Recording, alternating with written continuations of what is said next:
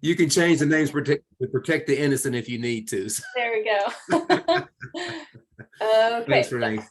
Recording now. Yeah. So today, what we're going to be doing is talking about Squarespace, sort of the back end of Squarespace, what you can do with it, how it's organized, kind of walking you through some easy ways to understand it, and then walking you through building some pages, styling your website, colors, fonts. So a lot of the basics today. So if you're a well-seasoned Squarespace expert, some of this may sound familiar to you. But otherwise, it's going to be a really good kind of crash course in everything that Squarespace can do and how to do it. So what I'm going to go ahead and do is share my screen. I've built a website for our presentation today that Dwayne is going to drop the link to it in the chat, and it also has a password that you'll receive. So you'll be able to access this website after this lesson. So you can save the link, save the password, and I have I have lots of pages of resources that you can go back and visit. So if you do end up tweaking your Squarespace website or starting one after today, you'll have this website as a nice resource hub where you can go and find some easy links and revisit what we did today and all that good stuff. So I'm going to share my screen. I will also let you know that my office door does not close. So there may be dogs in and out of here, hopefully not knocking anything over, but you never know. Okay, so screen sharing, I know how to do that. Look at me go. Okay, awesome. Yes, thumbs up. Great.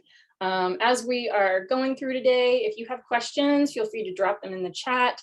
Dwayne's going to be hanging out with us for a while, so if they are time sensitive or if it's like answer this right now, then we can do that. But otherwise, we'll have plenty of time at the end for a Q&A, and I'll go back through all of your questions and we can answer them whenever.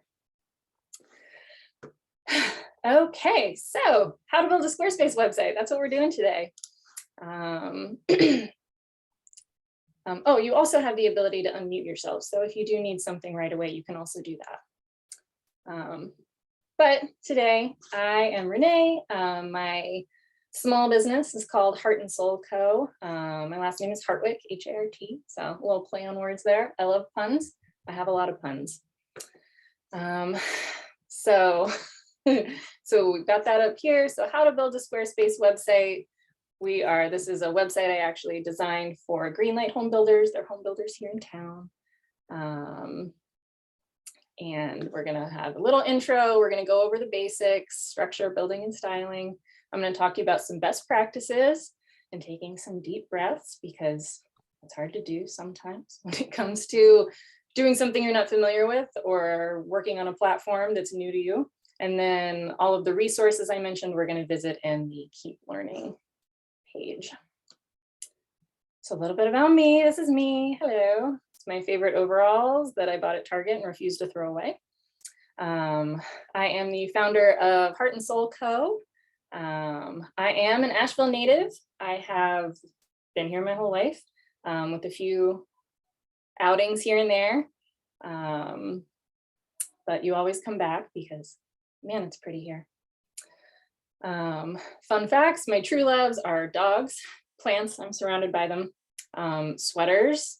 Summer is my gross season. I become a sweaty, angry gremlin and I'm ready for it to be over. And then Cosmogronies. This is a drink that is at Elder. It's that new restaurant that's right behind the Grove Park Inn. It used to be the Golden Fleece. Now it's called Elder. They have a drink called a Cosmogroni. And if you do drink, I highly recommend it. It's incredible, and I love it now. So tonight will probably feel like it goes really fast. There's time for a Q&A and the ways to learn at the end. Squarespace is there's so many pieces to it.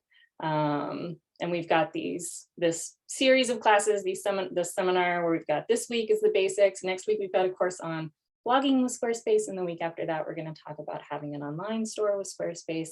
And those are just a few of the aspects of Squarespace. So we're going to try and cover what we can, but in a way that feels digestible and like we're not trying to rush through too much. But again, any questions that you have that come up at any point in time, drop them in the chat. And I will check those at the end when we do Q&A. And if it's like a really important question that you want to make sure we cover before we move on, then feel free to unmute yourself and say hey. These are just some pretty pictures that I like. All right, so we've got polls. I think, do I launch them, Dwayne? Do we launch the polls? Okay. All right. You can if you want to. I can do it either way. Okay. Well, this is just okay. I launched it. Asking essentially how many of you have already worked on a Squarespace website or already have a Squarespace website. No. Oh, we've got one yes. Most people have not done a Squarespace website before. Cool. So this will all be great info for you guys. And hopefully we'll learn some new information for our Squarespace, not newbie, whatever the opposite of newbie is. Oldie. Oldie, an oldie. You're not an oldie, whoever you are. Don't worry. Don't listen to Dwayne. All right. Great.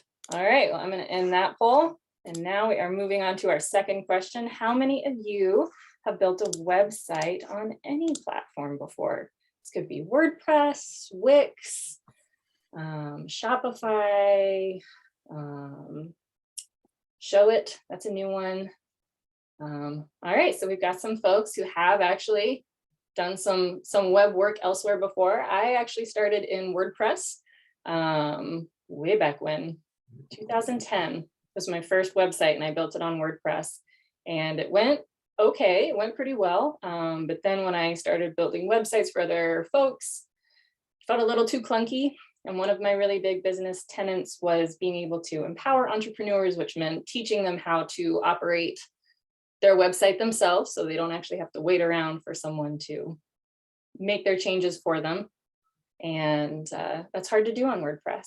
It's hard to learn WordPress. It's very complex, and I still like it. I'm glad we have it around. It works really well for more complex sites, but Squarespace, for the most part, covers most of the needs that I can think of. So awesome. All right. And we kind of know, I think, this third question already, but how many people are total website newbies? Haven't created a website before. I guess we kind of answered that with the last question. But being new to building a website is, I feel like at this point, totally normal. A lot of people have tried to build one. A lot of people have not. A lot of people would not like to touch it. No thanks to the technology, but you all are here, which tells me that we're definitely here to figure out some things. And again, I think Squarespace is a really great platform for that to take place on. Squarespace is really good for beginners and even people who have built websites before, because it's very user-friendly on both ends for people who visit a website and then for the people who are building the websites as well. All right. Well, thank you all for answering these questions. It's good to gauge where everyone is at. I love that we kind of have a mix. All right, so why Squarespace? Again, we just kind of asked questions about other platforms. Again, Wix, Shopify, all those good things. So why should you use Squarespace out of all of those? I, of course, am very biased. I work exclusively on Squarespace, so the only websites that I build or work on for clients are on Squarespace. So know that first and foremost. But I love Squarespace because, again, it's very user-friendly and it's very intuitive for all experience levels. The folks at Squarespace are constantly working on the back end of things to make sure that it's easy for people to use, whether they're full-blown designers or whether they are just getting started. They have a lot of built-in goodies And so by that, I mean, if you've worked on WordPress or other websites before, you might have heard of the term plugins. And that might have sounded intimidating, or you might be like, I've never heard of plugins. What are you talking about? But those are kind of extras that you can use on a website to make it do things that the actual website builder platform doesn't do automatically. And so Squarespace took a lot of those and just built them into their platform. So we don't even have to think about or worry about a lot of the things that you would have to plug in to other website platforms like WordPress or Shopify. So I like that because it's less for me to think about, it's less for you to worry about, and it's less heft, I guess, on the back end of a website. The cleaner and simpler something can be, the faster it is, like loading times and all of that. And of course, the easier it is to navigate. So I love that they have built in a lot of the things that you have to work extra for on other platforms. I also love that they are design forward while being feature focused. So what I mean by this is that Squarespace, I always tell people Squarespace and web design in general makes both sides of my brain happy. It makes the creative side of my brain, which I think is the right side. I forget that more often than I should. But I think the right side of your brain is supposed to be like this creative side. And so it makes that side really happy because I can make really pretty things and I can lay them out and they feel really artsy and they feel really cool. But they can also be really clean and all that good stuff. So it makes the right side of my brain happy, but then the left side of my brain, which really likes order and efficiency and rules and structure, it makes that side of my brain happy. So because they have all of these really good features that make it really easy to use, make it really easy to keep your website clean, and keep it really organized. I love that the organizational system of Squarespace is pretty simple to understand. And we're definitely going to be going over that tonight, so you'll see what I mean. But it's not too clunky or busy or weird. It's creative, but without being messy. And then last but not least, there's support everywhere.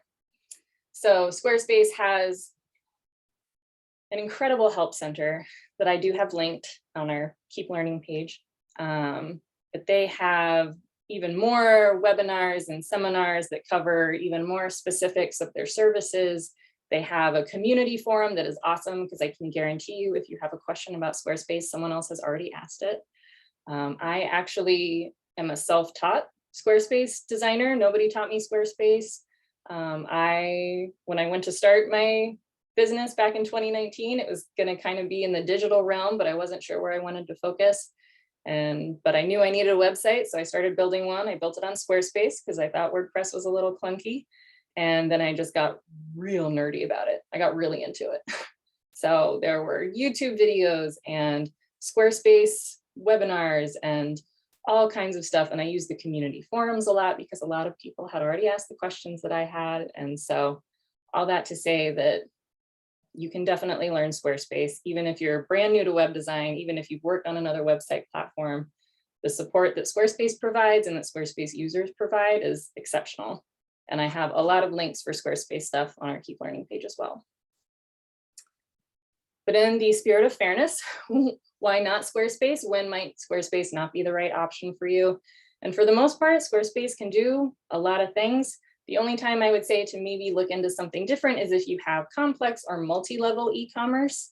Again, in a couple of weeks, we're going to be talking about setting up an online store with Squarespace, which works exceptionally well. I have built a lot of online stores and walked people through a lot of their e-commerce.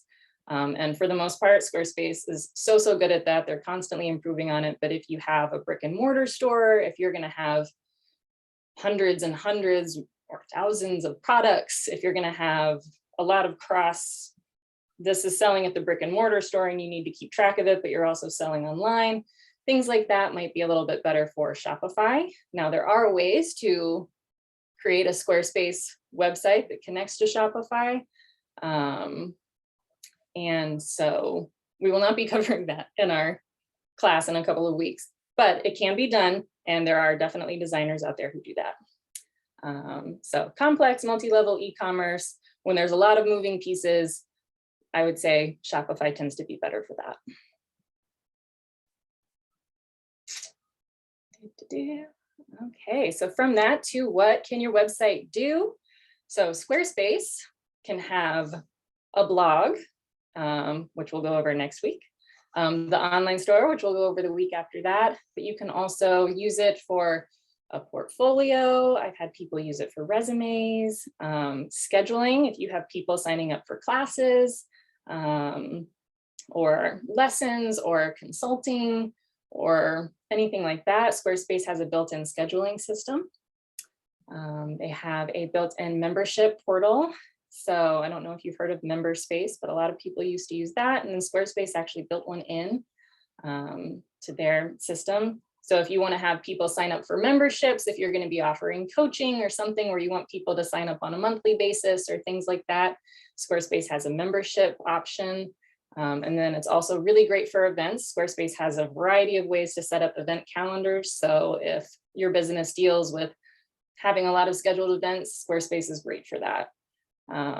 Which is another thing I love about Squarespace that did not make it to my list above, is that it's very all-in-one, which is nice. I like that I can come to one place and deal with my website, but also scheduling appointments and also writing a blog and also scheduling events. So it's nice to just be able to come to one place and do several things as opposed to having to check and cross-reference and make sure that multiple things are lining up and all of that stuff.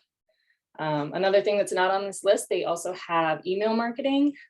So if that's something that you're planning on doing, putting out a weekly or monthly newsletter, and you also don't want to have a MailChimp and a website and this and that, then you can also do email marketing as well, which is pretty neat. And the way you do that and lay that out is the same as you would lay out your website. So once you learn Squarespace, the basics of it, you're pretty much able to do any of these good things.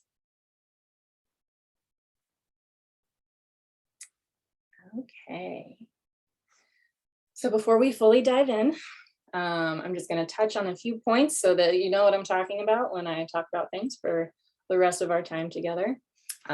So first, I'm going to talk about Squarespace 7.0 versus Squarespace 7.1.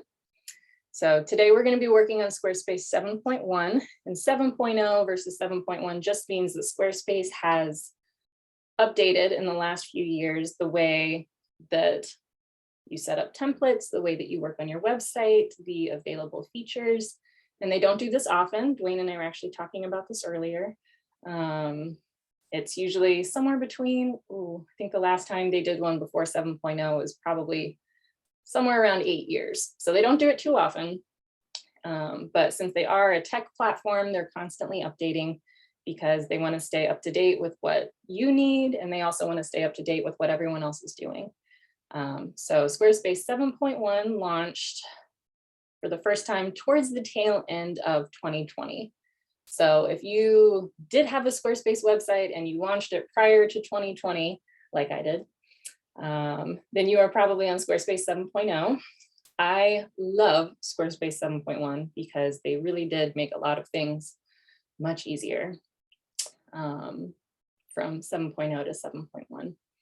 And if you start a website today, tomorrow, it's going to be on 7.1. I don't even think they're offering access to 7.0 sites anymore.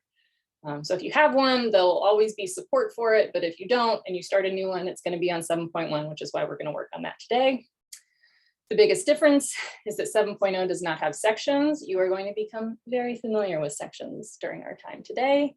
And the way you operate your site styles, and this is colors, fonts, general settings of your website, the way that you operate and access those is also a little different. Otherwise, notes from today will apply to both. I think, again, from the poll, I don't think we have a ton of people who have Squarespace websites. So chances are you won't have to worry about this distinction at all. The next thing I want to go over is fluid. Quick question, Renee. Sorry. I had someone ask, how do you go from 7.0 to 7.1? That's a great question. And the answer is you have to completely rebuild your website on 7.1. I think they're working on that at one of the Squarespace higher ups communicate with folks who are part of the designer community, and they had mentioned that that is something they are looking to make easier, switching from 7.0 to 7.1, because as I mentioned, I myself have been working on my 7.1 website for about 8 months because, you know, things have been going on. But so unfortunately, the only way to do it is to rebuild it. As of now, again, that may change down the line. I know they were talking about it, but they talk about things and then they don't give us a timeline. We're not that cool. So Fluid Engine versus the classic editor. Fluid Engine is actually a new way to lay out your pages that they just launched to the public a few weeks ago. So this is pretty brand new, which is exciting. It definitely opens up a lot of doors, a lot of possibilities, a lot of different design angles that you couldn't do with 7.1 unless you could code things. So again, they're trying to keep up with the times, make things easier, and work within the ways that they know people are used to working when they're in an online setting. There's still a little bit of both, Fluid Engine versus what they now call the classic editor. On Squarespace sites, when we work in, if you come to the blogging class next week, we're going to be talking about the classic editor a little bit because you still need to use that to edit blog posts. But if you hear me talk about Fluid Engine, basically what I'm talking about is the way that you lay things out on your Squarespace pages. Again, a lot of this will make more sense once we actually get a little further in, but referencing that so you know what I'm talking about down the line. All right, and using templates. So today we're going to talk a lot about using templates because they are great for beginners, but they're also great all the time. I use templates. I love templates because they're a really great starting point. So you can, basically what templates are, it means that you can choose an entire website, a page template, or even a section template. And then all you have to do is swap out a picture or swap out some text, or basically all you have to do is swap as opposed to actually having to lay out the picture and then lay out the text and then lay out the button. It has it all on there and all you have to do is swap the content. So those are great to use, and there are still plenty of ways to use templates and have your website look completely unique. Because some people worry that if they use a template for an entire website, or if they use a template for a page, that their website is going to look just like other people's websites. And that is not the case, partially because everyone has different content, pictures and text, but also because there are lots of ways to mix and match pages, sections, all kinds of things like that.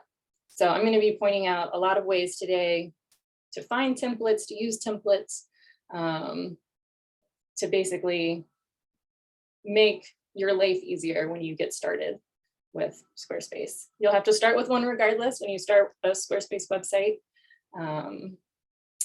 They have you start with well, you can start with a blank template if you want, but I recommend starting with one that they have listed, and I will show you where to find them. So again, today's lesson, we're going to go over the structure of Squarespace. We're going to talk about all of these things. So this is basically the back end of Squarespace. So we're going to introduce you to the back end of Squarespace, what it looks like, where to find things, and what they all mean. And then I have what I think is a lovely metaphor for how Squarespace operates that I will also walk you through that'll hopefully just help you to kind of get a handle on it in an understandable way. From there, we are going to go into the building. So that's again where we're going to talk about some templates for these sections and pages. And we're going to talk about blocks, because blocks are what make up Squarespace pages. You'll get that in a little bit. And then we're going to go over styling. So where this plays the biggest role is in your fonts and your colors. So I'm going to show you where you can find those, where you can change them, all of the different options with those. And then we're going to talk about best practices and deep breaths. So things to keep in mind as you're building your website, and also a mindset that can kind of help web design to be a little more fun, because I know, especially with new technological things, it can feel very frustrating very quickly. So, and then we'll wrap up. We'll have time for a Q&A, and then I will share all of the ways that we can all keep learning Squarespace goodness together. At the bottom of this website, we have ways to hang out with AB Tech, the AB Tech Small Business Center down here. And then of course, a link to their website so you can keep taking a lot of cool seminars like this for free. And then a link to my own site, and then a way to get in touch with me if that is something that sounds fun after this. Okay, so I am, oops, gonna do that.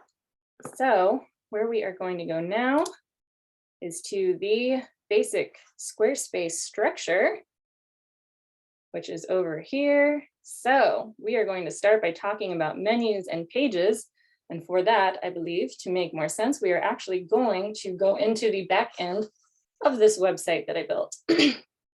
So when you kick off a Squarespace website, you will go to squarespace.com. And here it is. Da, da, da, da. Right now they have socks on their homepage. Why not? So whenever you kickstart your Squarespace website, if you haven't already, you'll go over here and click Get Started. And then this is the first place you're going to come in contact with templates. So this is basically where an entire website has been built, and you can start with that template and customize it to your heart's/business's desire. So they have a lot of really easy ways for you to sort through these things. If you're a photographer, you can click on photography and it'll have some of the best layouts for photography-oriented websites. These are all really pretty, I like them. And then the same goes for pretty much any other genre of business that you have, and or if you know you're going to be using it for specific purposes, if you only need a one-page website, if you know you want to use it as a portfolio, you can click on these things. So you can say portfolio for photography or portfolio for a travel blog or whatnot. So you can sort through templates like that. And then whenever you hover over one, you can either start with it, which means that they will kick you off with your trial of going in and building and swapping out content, but you can also preview, which I highly recommend. So then if you click on preview, it will show you what the entire website looks like. So this and all of these templates are fully functional. So you can go, you can click on all of these pages. They already have them laid out for you. It's all going to be with what they call lorem ipsum, which is just placeholder text and placeholder photos. But that way you can kind of get a feel for the website. Do you like how it's laid out? Does it kind of fit how you want it to look, how you want your website to look? So you can go through the whole website, and then you also have these options up here in the upper right where you can see what it's going to look like on a laptop or a desktop, what it's going to look like on a tablet, and then what it's going to look like on a phone. Because these days everyone has devices on devices. I am not immune to that. I have way too many devices. But so that way you can see how it's going to look on each device that you'd be working with. So this goes for any of their templates, literally any of these. So if you haven't started your website yet and you know you're going to end up starting here, take your time, pour a glass of wine or heat up some tea and go through. And then you can also favorite things. If you're like, ooh, I like this one, you can click this little heart and then it'll save your favorites. And so that way you can browse through those later and really find a template to start with that you feel like you're going to like, because that'll make it even easier on you, because then you won't have to change or customize as much. And at the end of the day, the less work you have to do and the quicker and more efficiently you feel like you can get your information online is going to be the best. Okay, so from there, Quickly, Renee, what is the Lauren Gypsum placeholder? Oh, that's just placeholder text. So it's like Latin words that don't make any sense. Okay. So if we go here It's and like P-Latin. yes, pretty much. So here, like right here where it says lorem ipsum dolores sit emet, blah, blah, blah.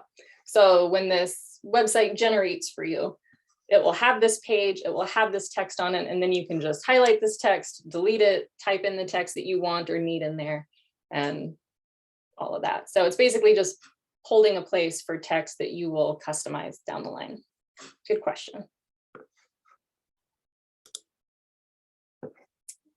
Okay, so once you actually click start with a template, it will take you into the Squarespace backend, which is going to look like this. Da, da, da, da. So this is the back end of the website that we were just looking at that I built for this lesson. So you'll start your Squarespace website, and this is what I call essentially the home page, the home menu. It's always going to open to your home page, which is going to be over here on the right, which is going to take up most of the screen. And then over here on the left is where you're going to find your menu. So for the most part, your menu is going to be over here. This right here is what I call the home menu. So let me go to our structure page because that's what we're talking about right now. All right, so the home menu, that's this bad boy right here. It's always going to show up when you first log on to your website. So you are going to have pages, design, commerce, marketing, scheduling. I don't need to read those, you guys can read. So the ones that we are going to spend the most time in today are going to be pages, and then a little bit in design. But I also did bold analytics and settings because while we're not going to spend much time in those today, those are the ones that most people with a basic website are going to use the most. You're going to spend a lot of time in pages because that's where all of your website pages live. You're going to spend some time in design because that's how you style your fonts, your colors, and basic website settings. Analytics are just really neat. So that way, once you actually launch a website, you can figure out who's visiting your website. Are they in the United States? What cities do they live in? Which pages of yours are the most popular if you have a blog, again, if you come next week, which posts are the most popular, things like that, which can always kind of help guide marketing strategies, or at the very least, just kind of clue you into what people are finding the most useful on your website. And these analytics are built in. You don't have to connect anything to them. If you have Google Analytics or something that's a little more sophisticated, you definitely can connect those to Squarespace. But Squarespace has its own analytics built in, so it just kind of tracks those things for you, which is really nice. And then of course you have settings, and this is where you will handle your Squarespace plan, connecting a domain, things like that. And then all of these guys on the in-between, commerce we'll talk about in a couple of weeks. Marketing is where you can input your SEO, which is search engine optimization. Whenever anyone says SEO, they're talking about how likely you are to come up on Google and how high up you are likely to come in Google. And it's the ever magical mystery that even full-blown SEO agencies are still trying to figure out.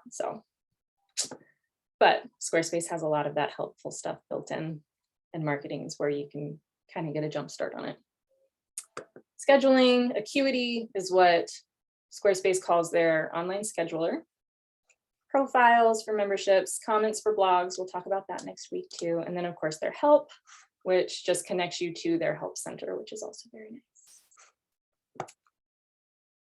But again, today we are going to spend the most of our time in pages because I want to show you where your website pages live, and I want to show you how to operate all of them. So we're going to spend most of our time in here. So we're going to move from our home menu to pages. Da, da, da. So on your page menu, which is where we are now, you can always tell when you're not in your home menu because it'll always have the option to go back to your home menu up here in the upper left. And again, if you go back, it always looks like this. Excuse me.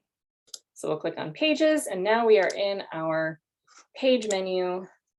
And when you are in here, you have two types of, navigation.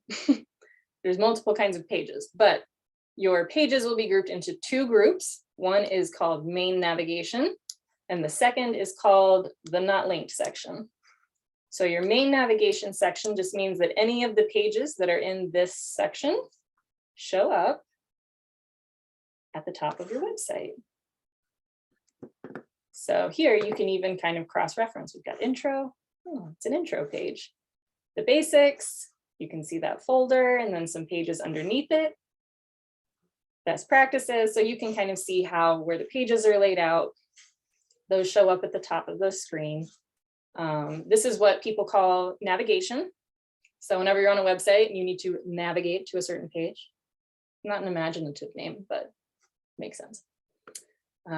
So when I'm talking about your navigation, I'm talking about this.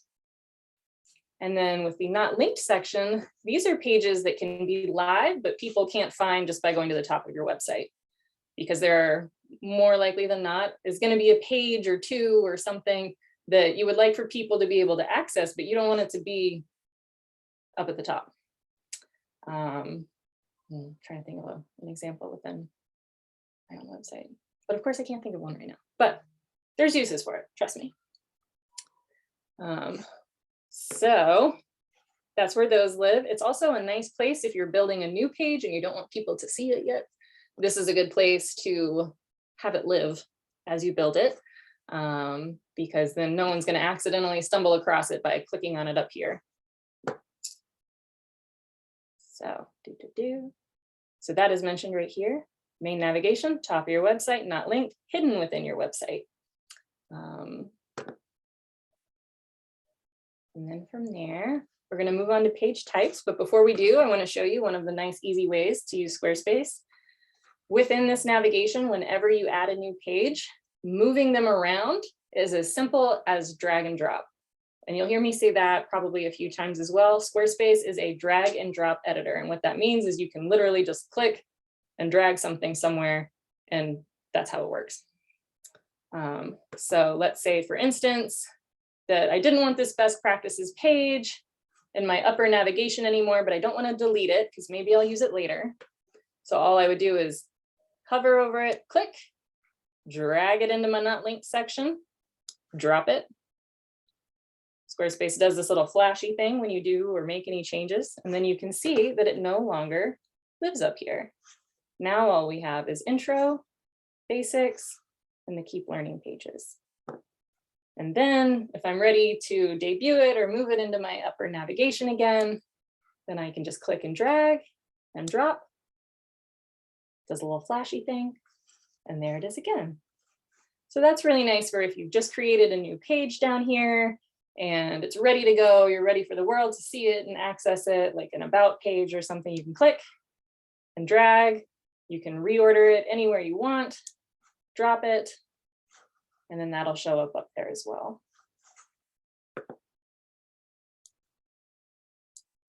A note about that, and also about these pages down here, any template you use is going to come with all of the pages that come along with it. You may not need to use them all. So the ones you don't use, you can either delete, or you can just drag them down into your not linked section if they are already up here, so that you can use them later if need be. I say that because I also don't know what is on this page. I think that just came with the template that I used when I built this website. Renee, the editing is saved automatically, correct? Or no? This over here, yes. When you're actually editing a page, no. Okay. But I'll point out that difference when we get there. But that's a great question. Yes, anything you move over here, as far as navigation goes, saves automatically. It does the little flashy thing. You'll be able to see the updated version, if there's a page up there or not. And yes, so yes and no, but for this purpose, yes. Okay, so now we're going to talk about page types. So we know at this point that when we're on our home menu and we click on pages, this is where we end up. So this is where every single page that exists within our website is going to be kept here. There's no other secret back pigeonholed place within the Squarespace platform that keeps your pages somewhere, which again, I find very nice because you've only got one place to go. And you're not trying to dig through a whole bunch of random stuff to find the one page you just built. So they're always going to be here. So this is where you will create new pages. And whenever you would like to add a page, if it's not already built into the template that you choose, you are going to use these little plus signs. So these plus signs are where you add a page. Whenever I add a new page, I almost always add it to the not linked section, just because it's not going to look how I want it to look right away. And I don't want it to end up in this main navigation area where people can find it. So when we click on this plus button, it's going to open a Narnia of sorts that I will walk you through. Aha, okay. So we clicked on the plus button, we're ready to add a new page, and these are your options. So these are the different page types that you can create in Squarespace. So you can start with a blank page if you're feeling real gutsy and just play around with it. And not even gutsy, a lot of times I highly recommend having at least one blank page in your not linked section that you can just call your test page that no one's ever going to be able to find, where you can lay out and mess around and do anything you want, and it's okay. It's always good to have a page like that. That's one of the best practices we're going to talk about. So you can start with a blank page, which is very literally going to be a blank page, or you can use page layouts.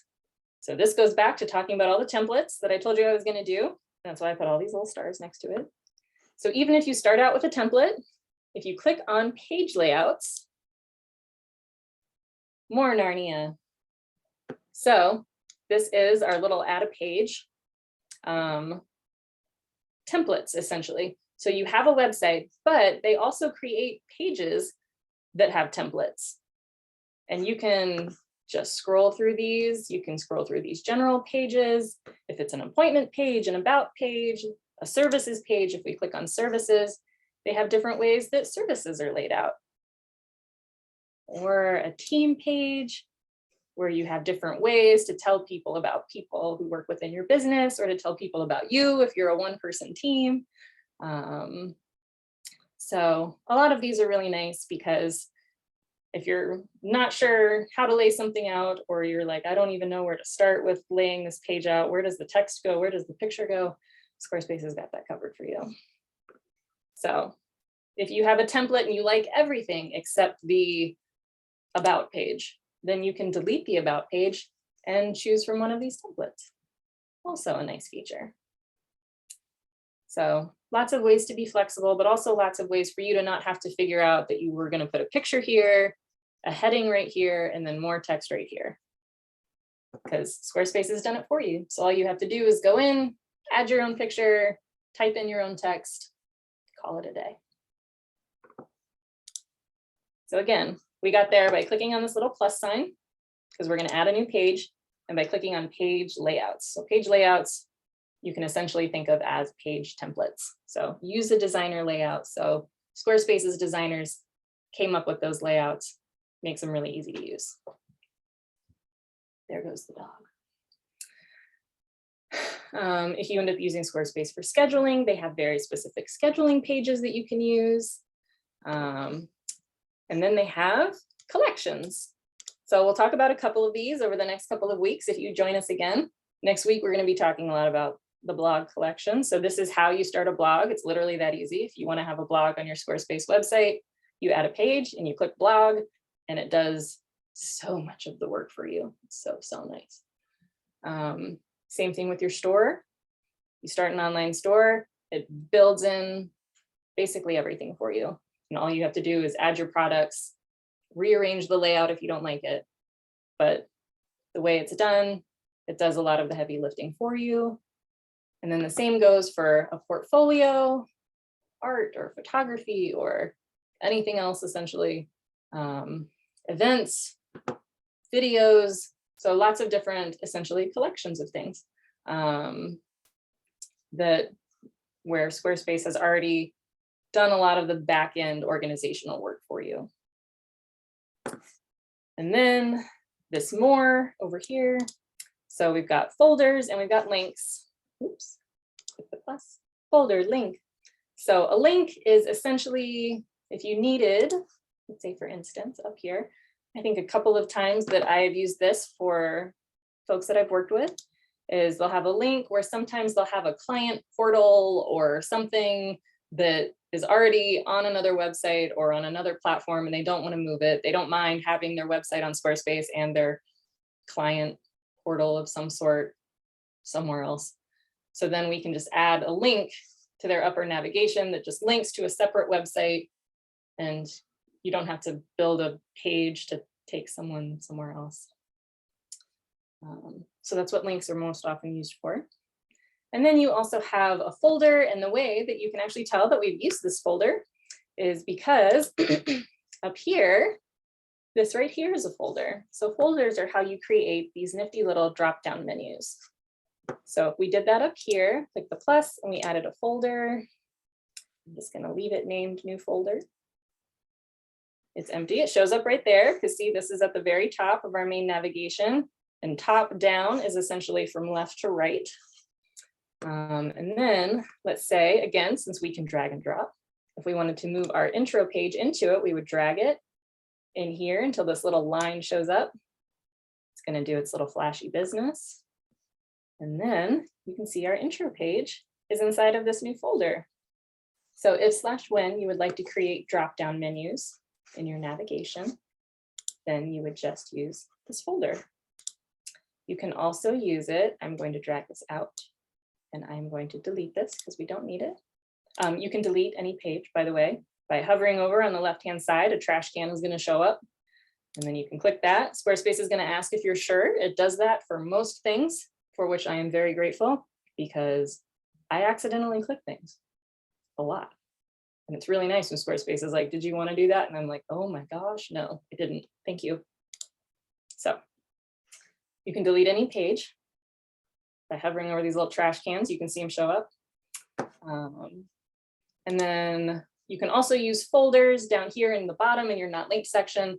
There's no drop-down menus in the not linked section. However, it is a great place to organize things. If you have a whole bunch of pages that are related to something, if you're an organizational nerd like I am, sometimes folders can be really helpful down there as well. All right. Again, you'll be able to access this website after the lesson. And then here, if you do want to sign up for next week's Squarespace blogging on Squarespace class or the one after that, starting an online store on Squarespace, you can click these links and those have the registration links. You can also find them on AB Tech's website in their seminars tab. Okay, and before we dive into actually building a Squarespace page, we are going to talk about the Squarespace Blueprint. So this is the magical metaphor that I was talking about earlier, where I attempt to make Squarespace make sense, which is not that hard because it's a nice intuitive thing. But Squarespace, the Squarespace Blueprint, I like to think of Squarespace as being made up of three main components. So you've got your pages, your sections, and your blocks, and they are all tied together with site styles. So I'm actually going to go back over to the actual website, the live website. So what I mean by that is to think of your website or to think of Squarespace as a set of nesting dolls. So you've got your website as a whole. So I imagine that as like the big, I love these, by the way. I don't even remember where I found them, but they're so cute. Our forest friends. So let's imagine that the big bear is your whole website. So your website is made up of pages, like the fox. And we just talked about some of those. We just actually spent that time on pages. So your website is made up of these pages. You have your website as a whole, our big bear, your pages right here as the fox. And then we've got sections, which we're about to dive into as we actually build out a page. Your pages are made up of sections, and those sections are made up of blocks.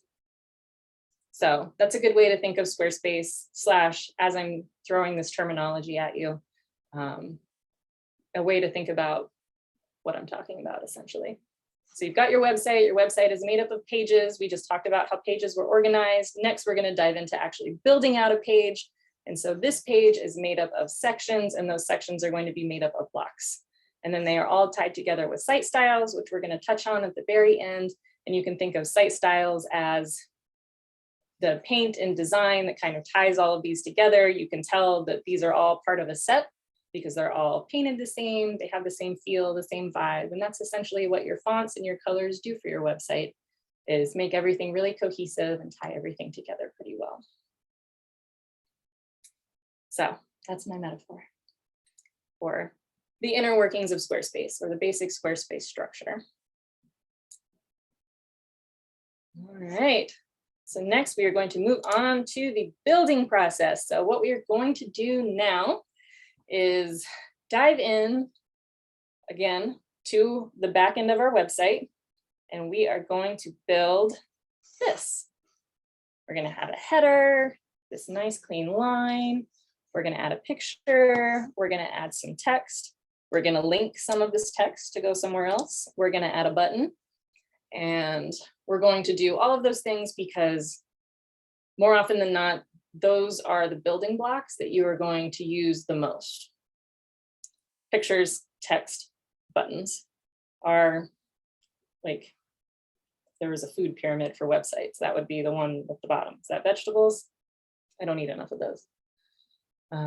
So we're going to build that. And then as we talk, I will also let you know that a lot of what we talk about, I also have down here for you to be able to revisit. Again, you'll have this link, you'll have the password.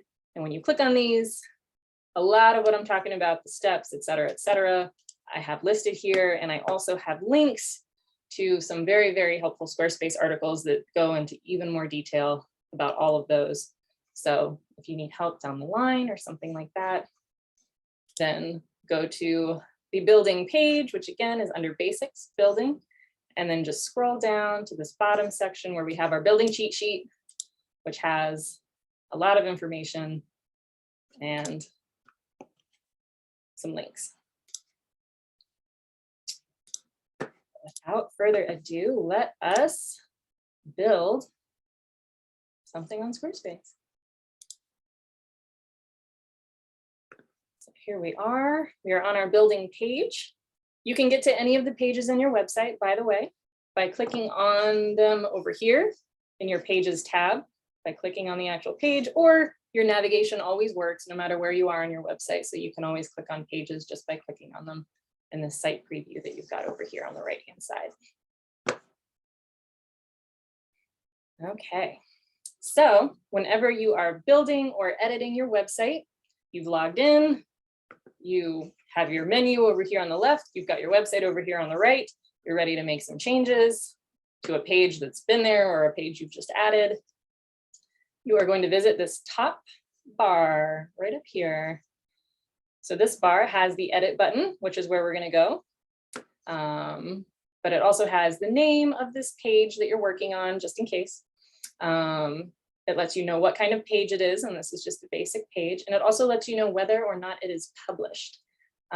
So if you have a page that has been disabled or people can't access it yet, it will tell you that up here as well. And then over here on the right-hand side, you have your desktop view.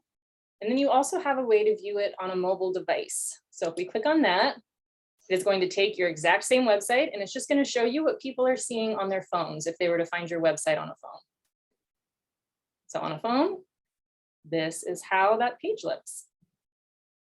And that's always good to know because lots and lots of people find websites on phones these days. Everybody's always scrolling. They're on Instagram. They're, waiting at the DMV forever, never.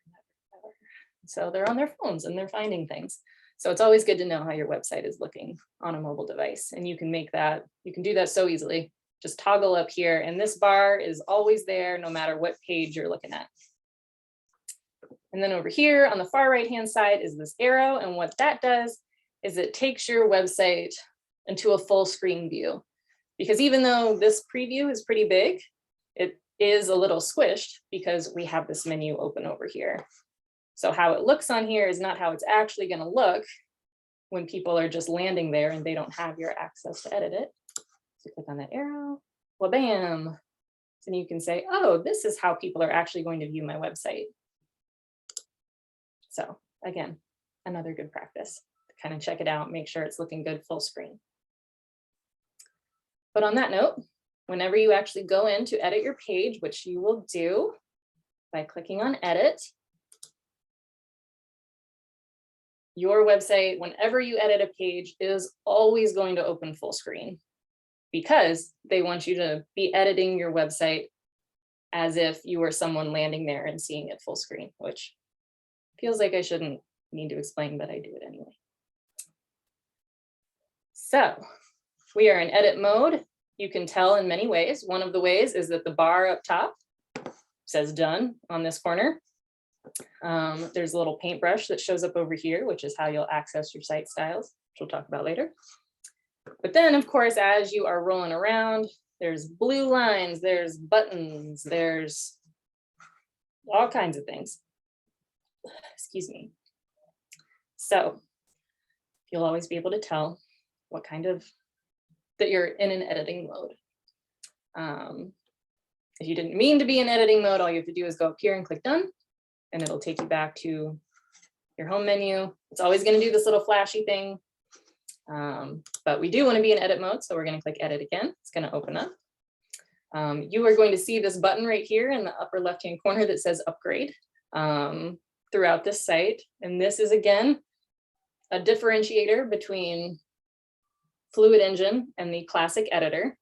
So while they have launched Fluid Engine, most Squarespace sites that existed prior to that are using the classic editor. So they give you the option to upgrade those sections or not. And again, I don't think this will apply because almost all of the sites are using Fluid Engine now. So, but I just wanted to let you know that so that you're not like, what does this button mean? Okay, so we're going to build this. And what this is a page section. So going back to our nesting dolls, your website is made up of pages. We are now inside such a page. And this page is made up of sections. So that's our next nesting doll.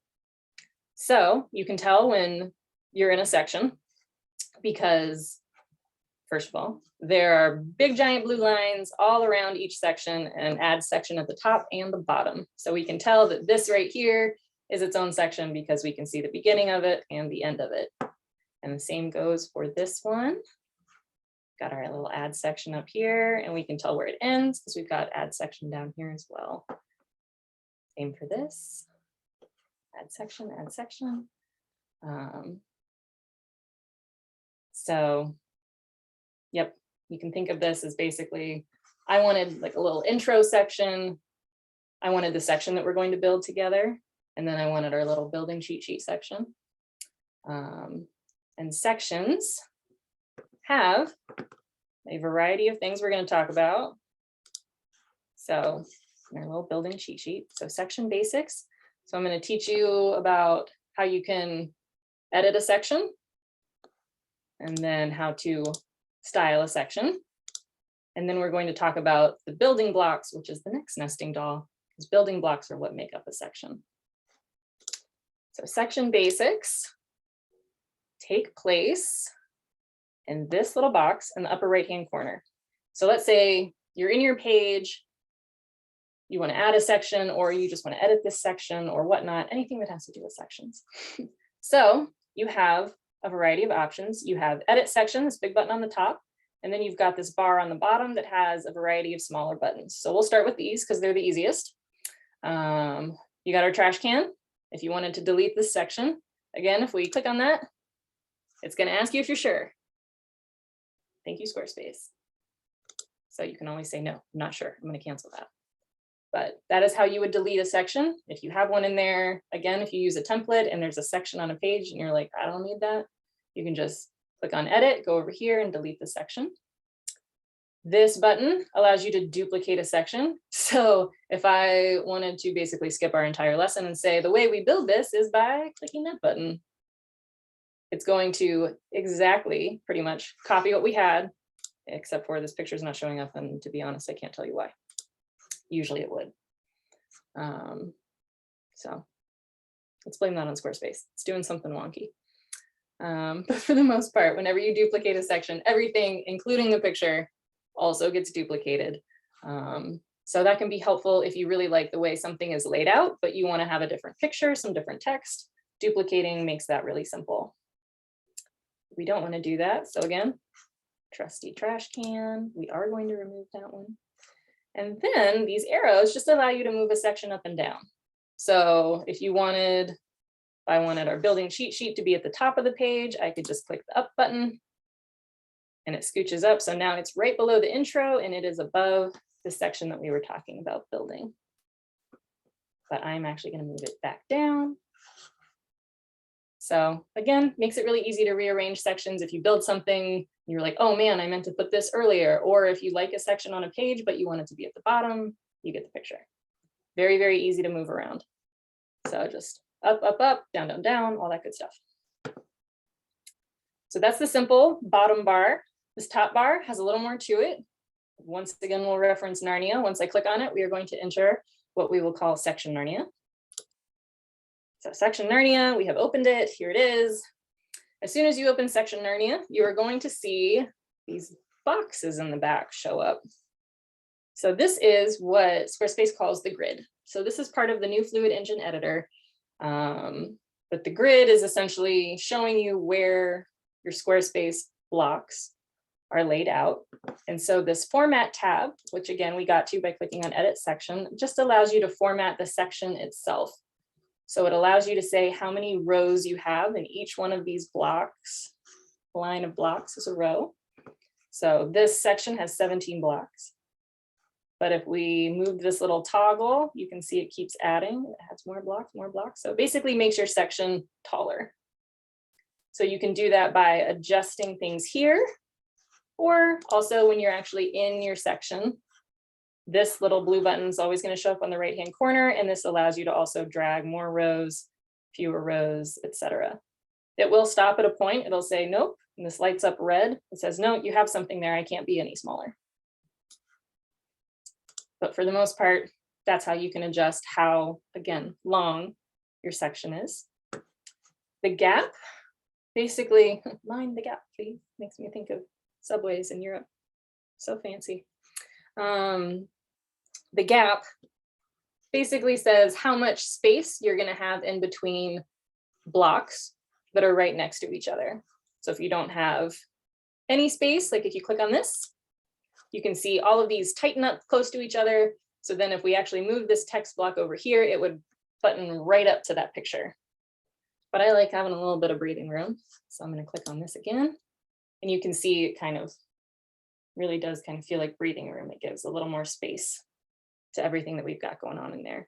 So you can choose super close or like a basic distance, or if you click on these three buttons, you can also adjust it yourself, how many spaces are, or how much space is between the columns, and then how much space is between the rows. Now this down here, the section fill screen, this just gives you a little bit more control over having padding around here, because you can see some of this section does not have the grid on it. But if we turn that off, all that padding goes away. And that's more of a preference. If you just want that kind of built in, then you've got it. But if not, then you can tighten it up and you can move this down or around or however you want, which we'll talk about when we get to blocks here in a minute. But I'm going to go back to edit section. I'm going to toggle this back on because I want some padding to fill the screen. And then you have some options here with how to align your content. You can have it all the way up at the top. You can click the bottom, which means it's going to be closer to the bottom of the section, et cetera, et cetera. So you can play around with those things. Again, highly recommend having a test page, one of those blank pages we talked about where you can just mess around and not worry about things. So that is the format tab. Again, I have that here where we talk about section styling. I have descriptions of everything I just talked about right in here. So if you need a refresher, you can find that in the section styling of our little collapsible menu here. Next, we'll talk about the background. So the background is where you can add full background photos. So we have that up here at the top. So this picture takes up the whole background. This is a mock-up I made of a website I built for a friend. But you can have any picture back there you want, landscape picture. If you have a brick and mortar store, maybe it's of your store. Maybe it's a stock photo of something great that's related to what you do. But if you like the look of those full width banners, that is exactly how you achieve it.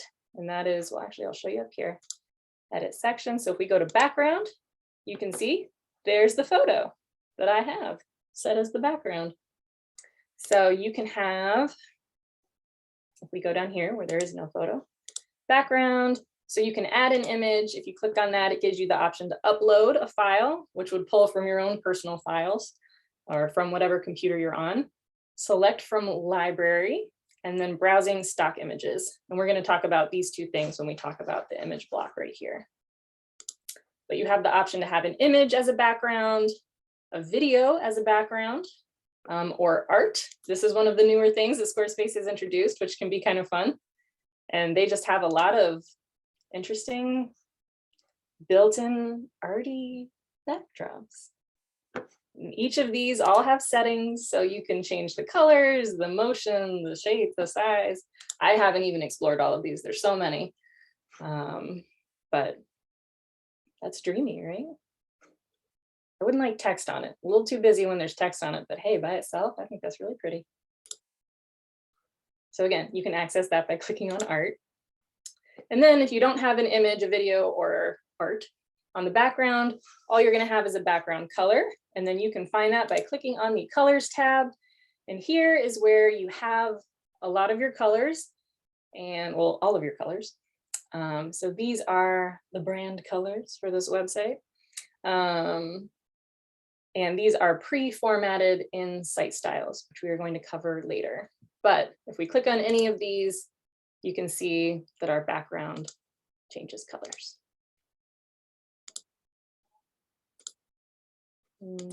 Stick with that one. I think that's the one I have. So those are the basics of a section. You've got the ability to move it up and down your page, the ability to duplicate it on your page, the ability to delete it. And then of course you have all of these formatting opportunities. Or if you click on that, with how much padding there is, how much space there is between your blocks, how long your section is, how many rows there are, what's in the background, if anything, and then colors for if it's just a nice background. So that's our section styling. Next, we are going to talk about blocks, which Squarespace very aptly named because your website is made of pages, pages are made up of sections, and sections are made up of blocks, literal building blocks. So we have text blocks, we have image blocks, we have button blocks. So anytime you are looking up any Squarespace related stuff and you see the term blocks, they're just talking about the actual components that make up a section / make up your actual page. So again, the ones we're going to talk about today are text blocks, image blocks, and button blocks, because I think you'll use them the most. So in order to do that, since we're talking about blocks now, I am going to add a section. And when I do that, we have more section narnia, which is basically in relation to having a section template. So I showed you where to find the full website templates, which you'll just go to Squarespace and click on Get Started. We saw our page templates where they said page layouts, designer layouts, where you can have a full page that's already built out, but they also have that option for sections. So when you're within your page, you have the option to choose from so many pre-laid out sections. And similar to when we looked at them when they were page templates, they have all different topics, all different types. So again, if you need a people page, oh, that's cute. See, I love things that overlap, but also look really pretty. So yeah, they have a lot of different, these designers at Squarespace probably have a lot of fun. They have a lot of different ways for you to lay out things. So services, and again, these are just sections. So this is just a section on a page, not even a full page itself. So you can mix and match. And that's also what I meant when I talked about how no matter whether you use templates, no two websites are going to look the same. So you don't have to worry about using a template because maybe someone has used this section template before, but they used it at the bottom of a team page and you're using it at the top of your about page, and you're going to swap out these pictures and the text and your font's going to be different. So never worry about using a template within Squarespace. But anyhow, that is how you can add a section. We are going to be adding a blank section because I want to show you how you can lay out blocks and all that good stuff. I'm going to click on add a blank section and it is, again, aptly named. It added a blank section. So first we want to lay out, we're going to build this. So at the top left-hand corner of every section, you are going to have the add block button. So we're going to click on that and it is going to open Block Narnia. Everything is Narnia within Squarespace. But the term almost feels redundant now, but it's a fun word. So we've got Block Narnia. So this is where you're going to find all of the different building blocks that could possibly go within a page. There are dozens more than you will actually use. I promise you, even as a designer for many, many years, I stick to like the top. For the most part, I'm just in this little top section. Occasionally, I'll scroll down and use some of these other ones. But all that to say, do not get intimidated by the number of blocks that there are. Again, for the most part, you will be using text, images, and buttons. Then here and there, maybe you'll use a gallery, a form. If you see contact forms on websites, this is a very easy way to do it. We're going to use this line here in a minute. So you will, for the most part, be sticking to the top part of this. And again, another excellent use for your test page is to add as many of these as you want and see what they look like and what they do. But we're going to add text. And it is just going to, anytime you add a new block, it's going to add it to the top left of your section. Always, always, always. In Fluid Engine. In Fluid Engine, it's always going to add it to the top left, which you will most likely deal with. So we're going to build this. So we will click here. We're going to build this. Woohoo! Now that does not look anything like this. And that's where we're going to talk about formatting a text block. So if we click within this text block, you can see, first of all, that it has these little sizers. Squarespace probably has an official name for it. I'm gonna call them sizers. So we can see up here that this block goes all the way across our screen. So I'm going to start by clicking on this and dragging it all the way across. I will also say you can press the G key. And if you press G, your grid shows up. So you can see it as you're moving things around, and then you can click G again and it'll go away. So I'll turn it on just so that we can see what's going on and make sure we have the same stuff as this thing we're building above. So in a text block, if you've ever seen a word processor, pretty much all of this looks familiar to you. The only thing that's different is how many fonts you have access to and how you link things. So font-wise, similar to your colors, which we talked about over here. We were editing our section, we clicked on our colors, and we only have 10 options to choose from, but I said they were pre-formatted through your site styles. Fonts are the same. Squarespace only allows you to have a certain number of fonts, and they do this because, again, they are very design forward, and in the land of design, less is more. So if you have a couple of fonts in a variety of sizes, that's pretty much enough variation. If you have 12 different fonts and 37 different colors, your website's going to be really busy. It's going to be hard to focus on things, and people aren't probably going to recognize your specific brand, because sometimes you got all this orange going on and then all of a sudden you've got a rainbow or something. So you want to be easy to recognize, because then people will know who they're looking at whenever they land on your site. And that recognition is nice. So all that to say that over here, where on a word processor, you'd have access to dozens of fonts, here you only have access to eight fonts that you have pre-programmed in. So let's see, if I scroll up here and I click in here, this says it is heading 1. So we'll go down here, I'm going to click in here and I'm going to choose heading 1. Boom. And then I'm going to go over here and center it. And then up here, this actually takes up, it looks like 3 rows, which is not entirely intentional. There we go. So we're just going to take up 2 because it's already what we're doing. So the next thing we have is a line. So we're going to go down here, upper left-hand corner. We're going to click and we're just going to add a nice line. Lines are great because they break up content. but without being too busy. So I'm going to move it right below our text block here. And again, I'm going to take this all the way across the screen because that's how it is above. So we've already got our 2 right here. Again, I kind of got rid of that. Made this a little smaller, but all right. And so next, we've got an image and more text. But before we do that, I also wanted to point out while we're in here that you can play around with the different sizes. Again, each heading is formatted a little differently. Same with the paragraphs. Paragraph text is different. So you can just see the differences. That's why I'm clicking on all these things.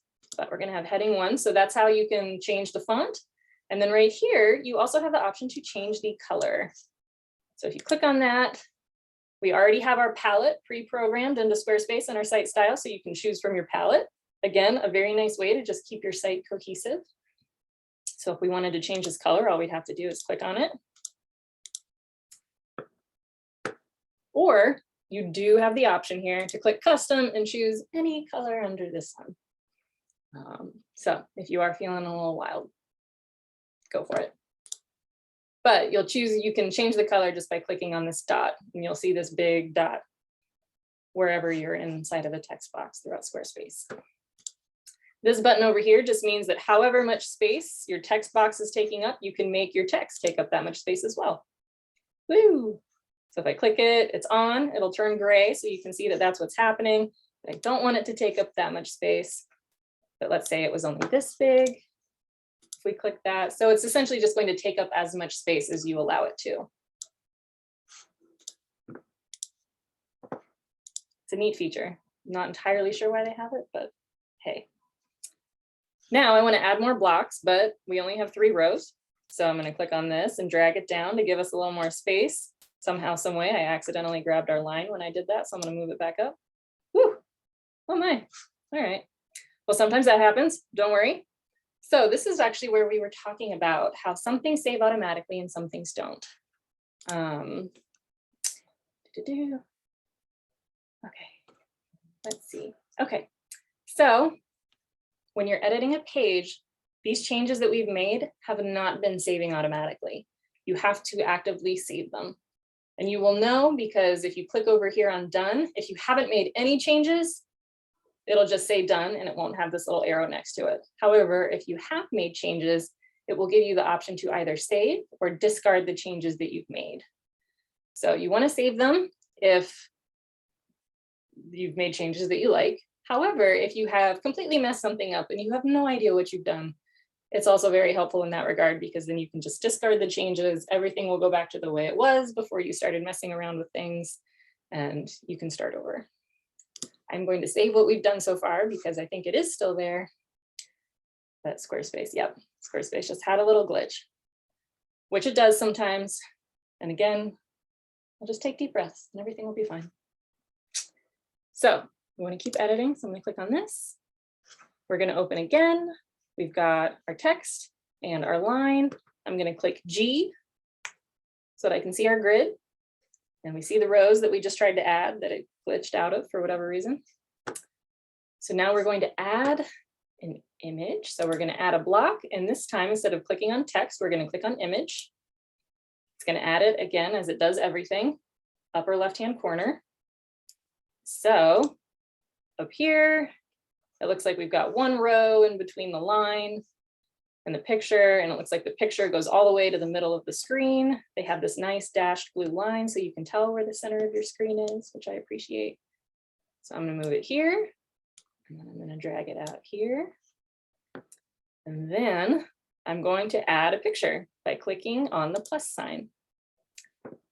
So as we mentioned earlier, you have the option to upload something from your computer or to select from your library or browse stock images. So selecting from your library just means that every picture that you ever upload to Squarespace gets saved in a memory bank, which can actually be very, very helpful. So if I click select from library, it's going to open Image Narnia. And here are all of the pictures that I have ever uploaded to Squarespace. I'm sorry for people who don't like swearing. So hey, look at all that cool stuff. So if you've already uploaded a picture and you know you want to use it again, you can click on my library. It'll take you here and you can either search for it by name if you know what the picture is called, or you can just scroll around until you find it. The other option, if we click on the plus sign, is to browse stock images. So if we click on that, this is a really great way to find imagery if you don't have your own. If you've never had a photographer take pictures, if you don't have, I use a lot of stock imagery. I love stock photos. And Squarespace is connected to Unsplash, which is a stock photo website. And all of these images are copyright free. You don't have to worry about permission or anything like that. Everyone who uploads photos to Unsplash signs a copyright waiver. So you can use any of these photos. You cannot use photos from Google Images. You cannot use photos that you take off Pinterest. You can, but you may get a cease and desist or someone saying you use their photo, and you don't want to have to deal with that, trust me.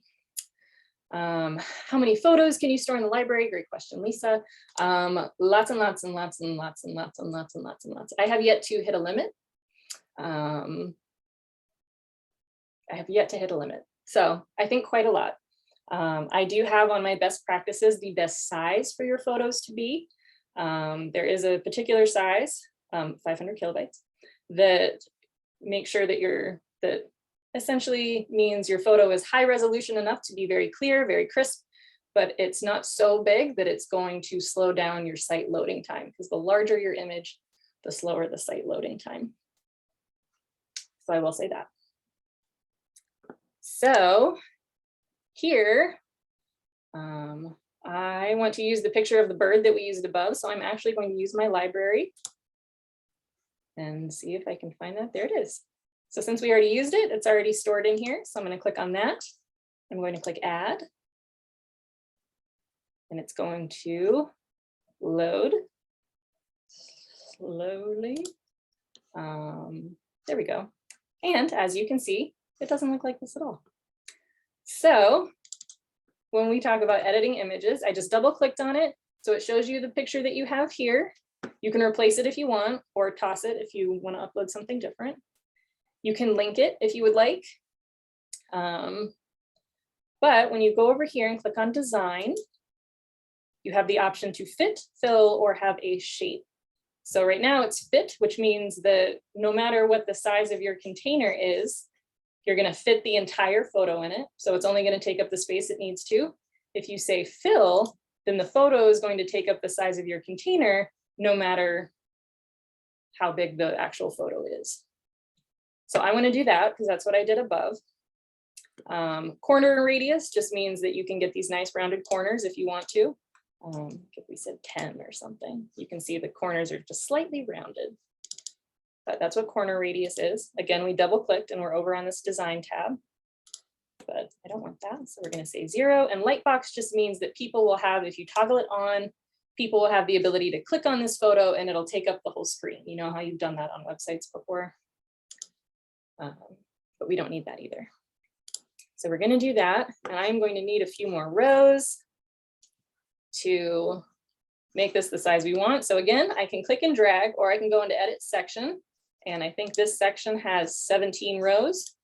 So I can go down here and say, just type in 17. And then I know we have the exact same number of rows. So this picture takes up 1, 2, 3, 4, 5, 6, 7, 8, 9, 10, 11 rows. Okay. So we've got 1, 2, 3, 4, 5, 6, 9, 10, 11. Right? Did I count that right? It doesn't matter. We'll pretend. So there we've got our picture. Yay. All right. So now we are going to add this text and a button. So down here, we're going to add text. Again, upper left-hand corner is where it shows up. I am going to click and drag it more successfully this time. Again, with the click and drag. Once you add something, you just click and drag it to move it anywhere. This text has 1 row in between the photo and it goes all the way to the end. So we already have 1 row here. I'm going to drag it over here. And then again, since we're copying this section up here, I am just going to highlight this text. I'm going to copy it And down here, I am going to paste it. Huzzah. All right. So again, this is a text block, so it has the same things that we looked at earlier, your fonts, you can change the color. And now what I want to talk to you about is linking. So what I'm going to do is actually remove this link.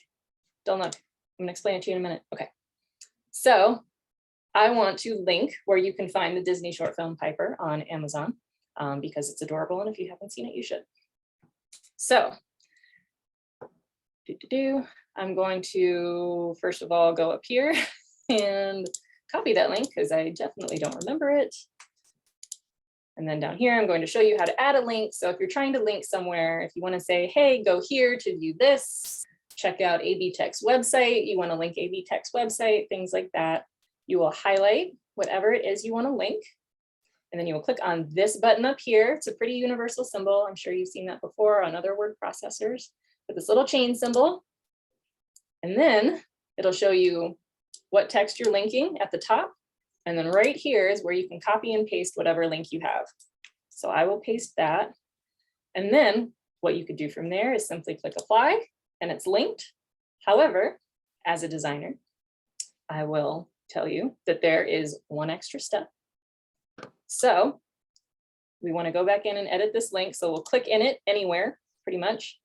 So click the link button. And so here we have our link, but there's also this gear, and anywhere you see a gear icon is another Squarespace Narnia. So there is a link Narnia. And so if we click on this, it has opened it up. They call it the link editor, and Narnia is way more fun. So here is the web address that we just copied and pasted in there. It's very long and weird. But if you are linking to anything that takes people off of your website, you always want to go that extra step, paste your link, click the gear, and come here and click open in new window. Toggle that on. And then you're going to click save and you're going to click apply. And the reason we do that is so that if someone clicks on a link and they end up off of your website and suddenly they are clicking on links on that website and then they're 7 clicks in and they can't remember for the life of them how they got there in the first place, they can't find your website again, maybe you just lost some business. Maybe you just lost someone who wanted to browse your website a little bit more, and we don't like that. So by having it open in a new window, it usually actually just opens in a new tab. And so people click on it and then they're 7 clicks in and they're like, wait, where was that awesome website I was just looking at? And they're like, oh, there it is. It's at the top right next to it. So always have something that's not your website open in a new window. The remainder of Link Narnia can also be found through this gear icon. So we have our web address that we're opening in a new window, but you also have the option to add an email. If you've ever clicked on something that says email us and you click on it and it automatically opens an email window. You can personalize where the email gets sent. If there's a subject line, if there's body text, if you want to CC somebody, BCC somebody. So you have that option. The web address is the one we were just on, if you're linking to a website that's not your website. A file, if you want to say something like download, our guide to XYZ here, then you can upload your PDF or your PowerPoint or pretty much any file. Only restriction is that it has to be 20 megabytes or less. So you would just upload your file here. I also have files open in new windows, so then people can download things if you want them to. Page, links to pages within your own website, which is nice. You don't have to have these open in a new window.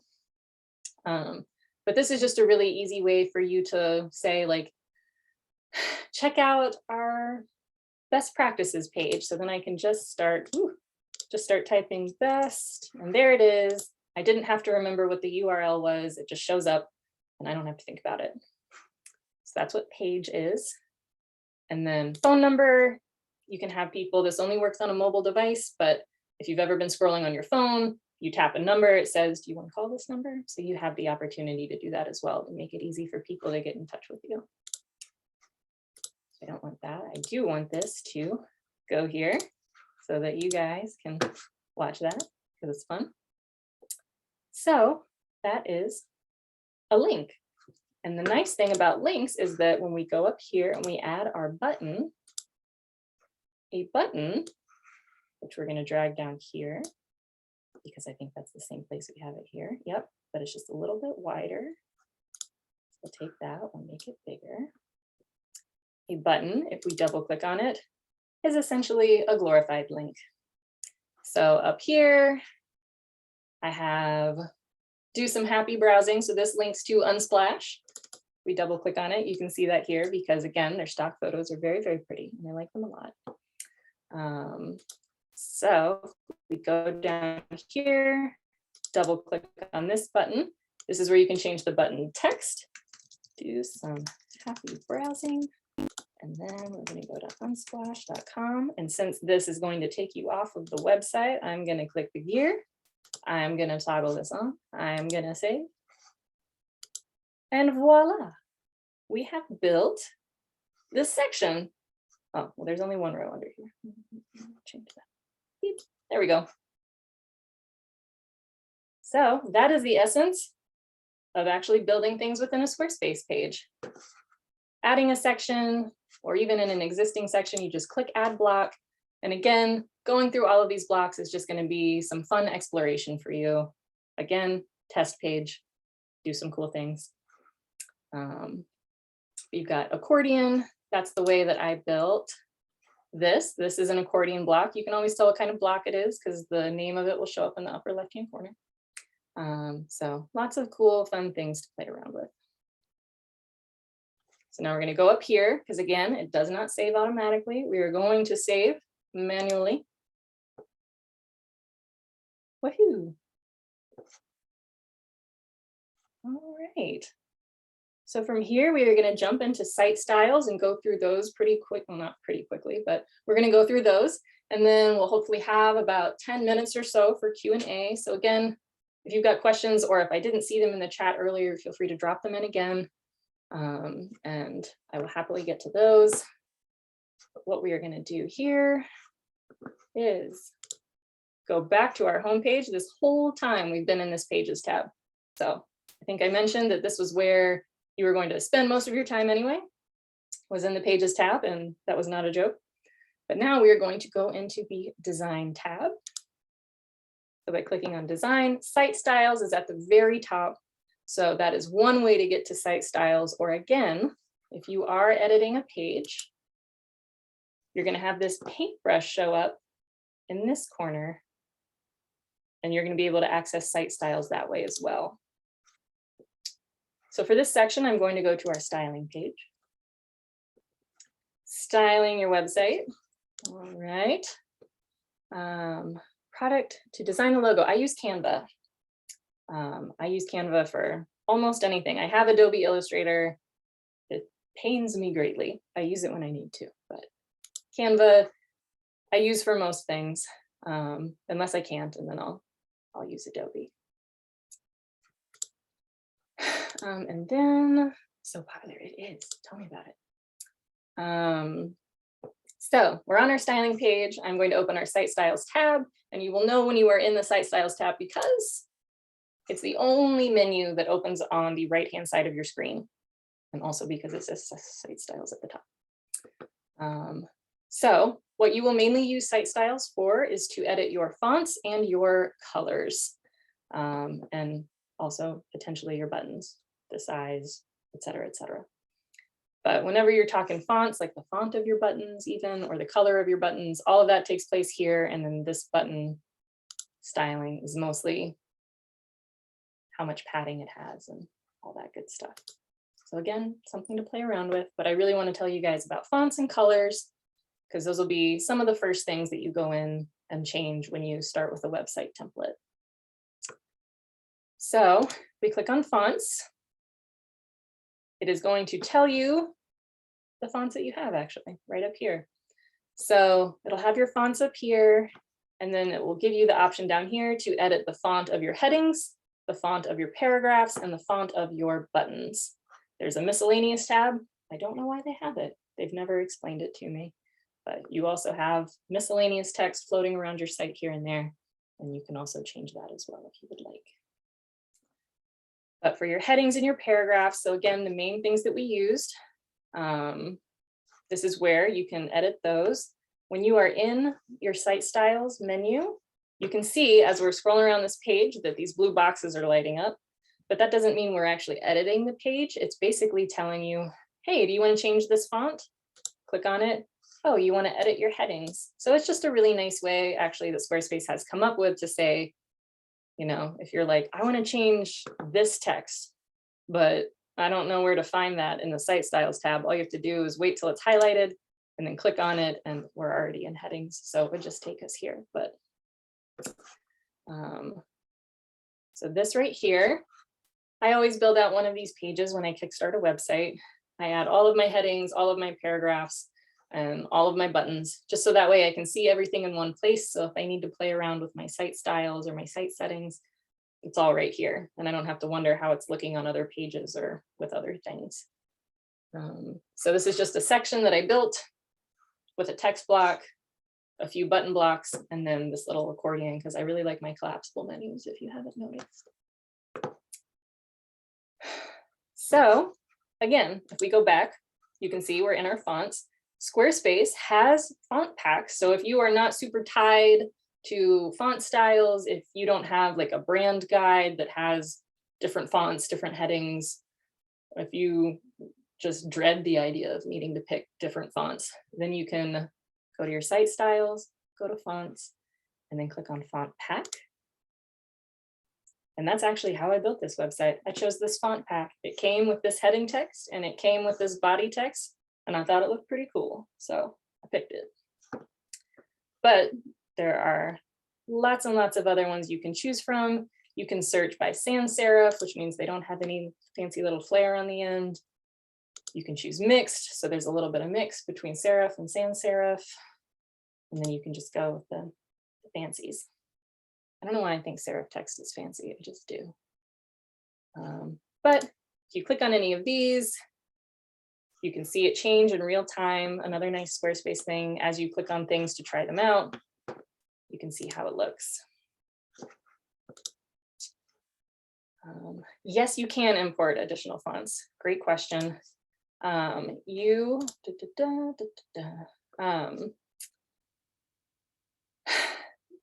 Well, first of all, there are lots and lots and lots of fonts built into Squarespace. Sorry, let me go back and pick one that I had because I'm attached to it. So let's say we go to our headings. If you wanted to change your font family, like this font family is Josephine Slab, I think.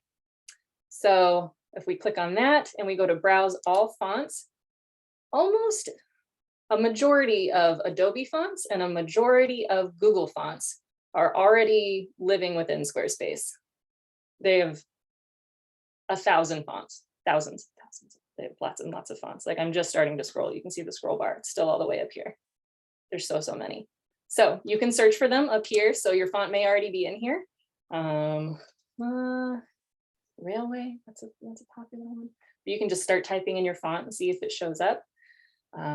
If it does not, you would have to essentially code in fonts that are not already currently living on Squarespace, which sounds complex, and it is. That was something they used to be able to do, and you can't anymore.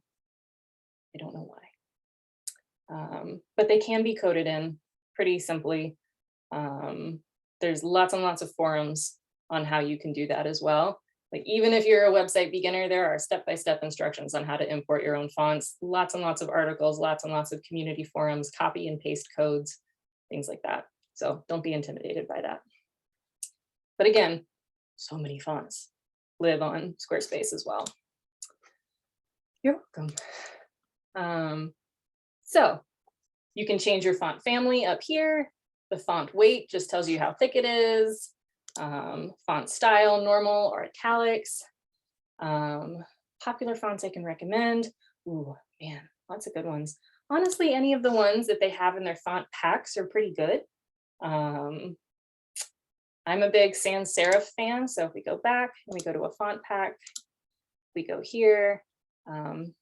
Yeah, pretty much any of these that look really nice and clean. Europa is one of my favorites. That's the one I have on my website. Let's see.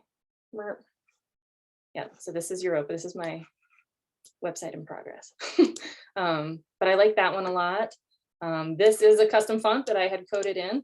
But Europa, I'd have to say Europa is probably one of my faves.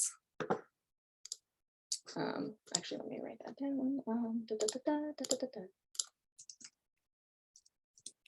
Okay, there's that.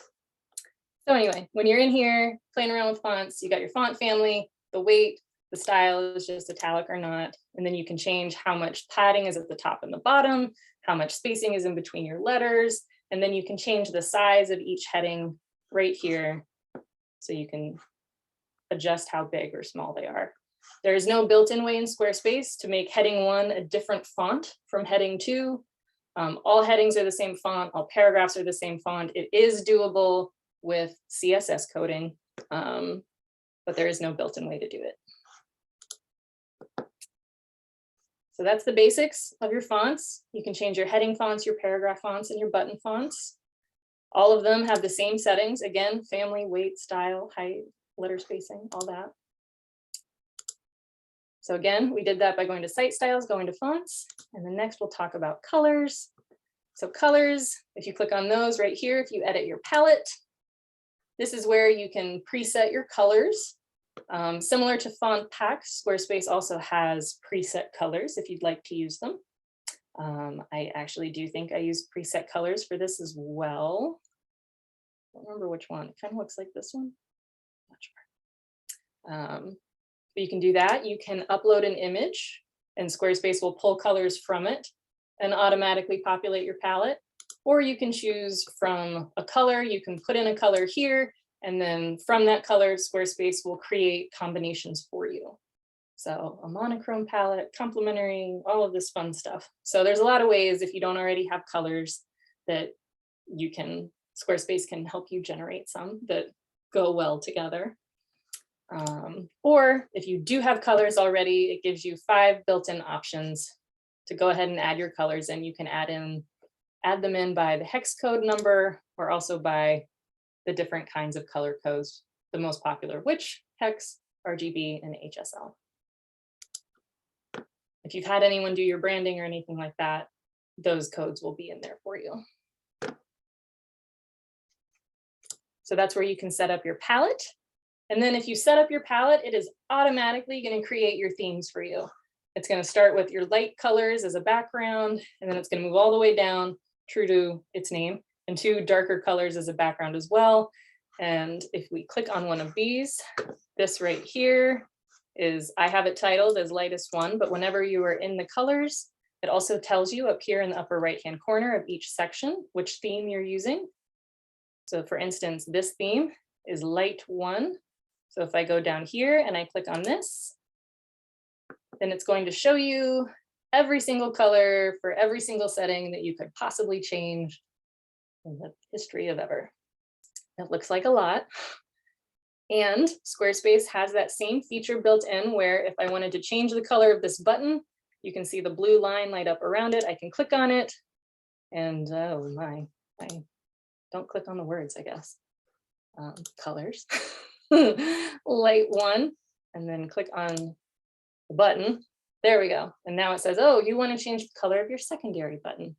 So then I can click on this and either choose from my palette. Maybe I want to change it to brown. And then the text, again, you can choose from your palette, or you can choose any color ever by clicking around, or by, again, entering the color code down here. I want it to be this light color in my palette, so I'll do that. And you can also note that any change you make, there's going to be a dot that shows up next to it. So if you made a change and you don't like it, all you have to do is hover over that dot. It will turn into an X. You can exit out and it will go back to what it was beforehand. And then when you're ready to make changes to other colors, you can either click on show all, which will show you every single color change you could make, or again, you can just click on the specific thing that you want to change the color of.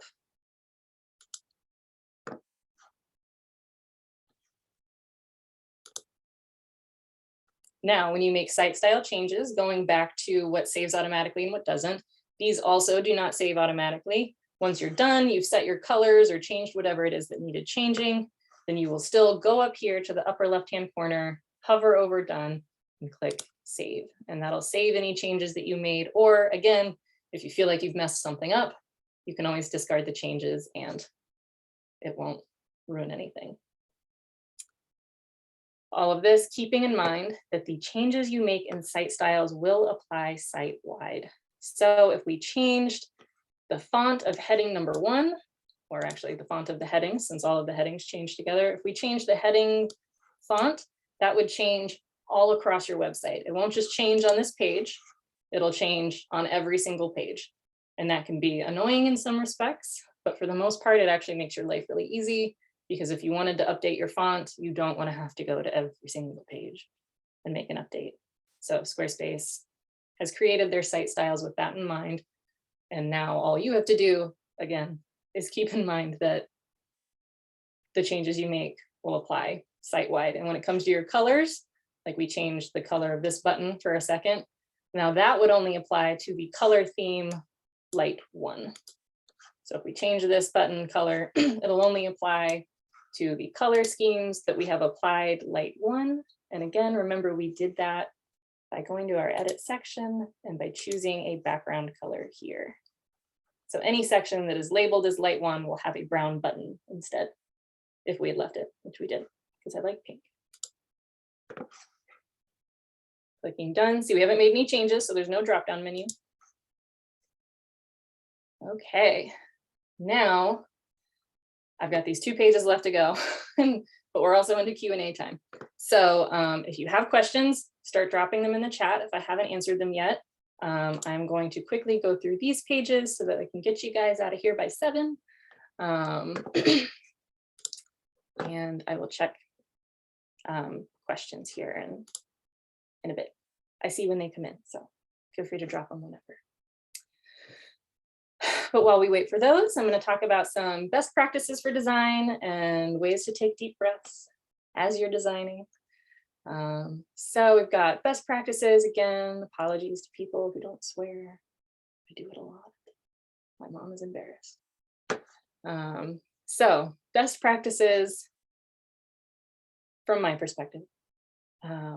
Gather your content before building your site. So this means knowing what pages you're going to have. Do you need an about page? Do you need a services page? Do you need a team page? Things like that. So knowing what pages you need. And then once you've decided what pages you need, even writing out your content. If you do better just writing in the moment, that's fine. But even just having an outline of sorts, knowing maybe what picture you want to use on which page. So gathering all of this beforehand makes it a lot easier to build. So that way, when you're actually in here, you know, on my about page, I wanted to use these 3 photos and I wanted to put in this information. So I know I want a layout that has space for 3 photos and space for some words. And so in that way, having your content ahead of time can make it a lot easier to guide your layout because you know what you'll be looking for. So that's more of an organizational step. Getting all that together before you dive in can be really helpful. How you know what pages you need and what kind of pictures you want to use and what you want to say, that can come from gathering all of the inspiration. So Pinterest is one of my favorite tools. And I even use it today as I'm designing things or trying to get new design ideas. I'll say like about page layouts or editorial style layouts, or, you know, if you are opening a gym, you can Google gym websites, or not Google, you can put in Pinterest gym websites. You could also probably Google it and see what comes up. And then you can say, I love how they laid this out, or wow, they have a page full of this info. That's great info for me to have. I think all websites start with gathering information from other websites. So that'll help you know what you need, all that good stuff. So if you don't have Pinterest, if anything, you can start a little bookmark tab up at the top of your browser and start saving websites there or starring, bookmarking websites that you like. Back to the photos. 500 kilobytes or less, the faster your website loads, the more Google likes it. And the more Google likes it, the more likely you are to come up in search results when people are searching for services that are similar to yours. I have linked a tool here. It's a free tool called Bulk Resize Photos. I use it to resize photos daily. I used it today 12 times. It's very, very helpful. You can upload hundreds of photos at once if you want. And it'll resize them all to 500 kilobytes or less, but they'll still be high quality. It's an awesome tool. Thinking about your layout from your visitor's point of view, what information are they looking for right away? That can help you decide what's going to be on your homepage. You know, as they're going through your website, how can you help it make sense? If they go to your services page, what do they find there? And once they've read about your services, where would they probably want to go from there? Would they want to get in touch with you? Would they want to learn a little bit more, et cetera, et cetera. So if you think about it from how they're coming through it, that can help as well. Consider your marketing strategy. If you have one, mostly this question is related to, are people finding you more often while they're sitting at their computer, or are they finding you while they're on their phones? So if you post a lot on social media, chances are that people are gonna find your website on a phone first. If you're not doing any social media whatsoever, a lot of the times people are gonna find you when they're actually on a laptop or on a computer. So this can just help, again, as you're laying things out, you might wanna pay more attention to how it looks on a phone than how it looks on a desktop and things like that. And then make it easy and breezy for yourself and for your visitors. So a design tenet that I love and that Squarespace also loves, which is why we get along so well, is that less is more and simple is best. So if you are stuck and you feel like, should I have more here, or this looks boring, there's not enough on here, you're probably wrong. Maybe you're right, but that's actually okay too. Having a picture, having a little bit of text is better than having too much text that people don't need, or tons and tons of photos that don't really relate to what you're talking about, or all of that. Way to watermark your photos. Way to size them so they're both. I think the only way I have dealt with watermark photos is they were watermarked beforehand. Either using Canva or Photoshop or Lightroom. I think all of those tools have a way to add watermarks onto photos or photos of your art, or things like that. There's no built-in way in Squarespace to add a watermark, I guess is what I'll say. So Squarespace won't add a watermark for you, but you can add a watermark beforehand, or you can, when you download your photos for your website, you can download them in a lower resolution or whatnot. But watermarks are great. And again, Canva, Photoshop, or Lightroom. Yes, you can register a domain name with Squarespace. I recommend that, especially if you're going to build your website on Squarespace. It's just another way to keep all of your information in the same place. I will show you over here. So if you just type in Squarespace domains, which is what I'm going to do because I don't remember the actual URL. Okay, Squarespace domains. So if you click on that, you can just type in your domain name. Let's see. I love plants. That's me, that's what I'm looking for. So someone already has iloveplants.com, iloveplants.net, iloveplants.org, iloveplants.me. But it'll show you the ones that are available and it'll show you how much it costs. Most Squarespace domains are 20 bucks a year. I think the highest I've seen is 50 bucks a year for something like, oh yeah, here we go. Ooh, 60, there we go. iloveplants.lgbt. So some of them are pricier than others. But for the most part, 20 bucks a year. I have reneehartwick.com and heartandsoulco.com, and both of those are 20 bucks a year. Every now and then I think of like a website I want to build, and I'll see if the domain is available on Squarespace. And if it is, I buy it because it's 20 bucks a year. And those will all be stored on your Squarespace profile, and then you can connect them to any website that you build. You can also get there, we go back to our homepage, by settings. I told you this is one of the ones that you'll use, but not a ton. So if you click on settings, you have this option right here for domains.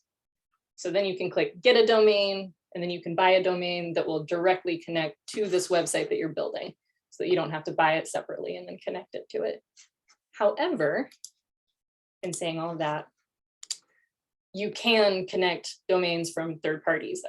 The one I see most often is GoDaddy, but SiteGround, HostGator, oh my goodness, there's so many. So you can connect your domain from pretty much anywhere if you don't want to move it, but you can buy it through Squarespace. I recommend it if you haven't purchased your domain already.